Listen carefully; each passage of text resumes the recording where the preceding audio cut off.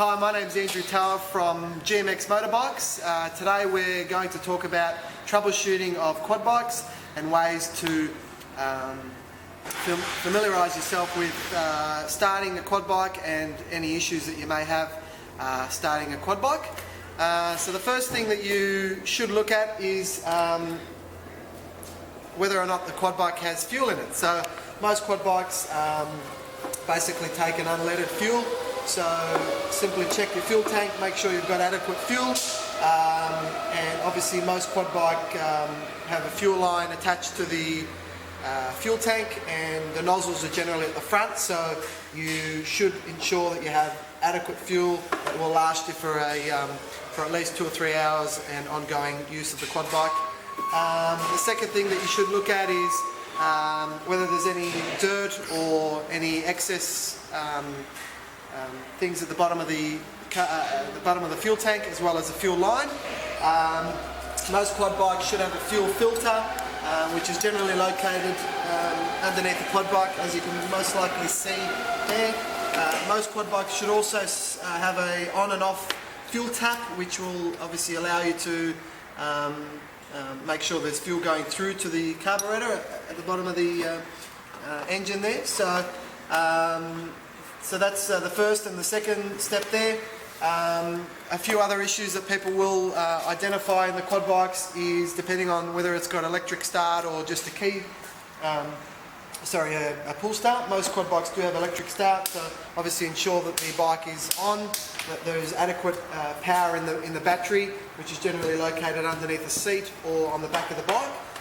So ensure that there's enough fuel's going through, enough power in the battery to start the bike. Any cut-off switches that are associated with the quad bike. Some of them have got them on the handlebars. You've also got some that are obviously key started. You've also got some safety aspects such as the cut-off switch there. So all of these need to ensure that they are connected, otherwise the bike will not start. A few other things that you need to check is the carburetor. So sometimes, depending on how old the bike is or whether the bike's been sitting in your garage for a little while, fuel does go off. So you generally need to check that the fuel is clean but also hasn't gone off, and the best way to test that is it's been sitting there for longer than 2 weeks. You simply just drain a little bit of fuel from the bottom of the carburetor, which will release any of the old or dirty fuel or off fuel, and then the bike generally should start within the first couple of kicks.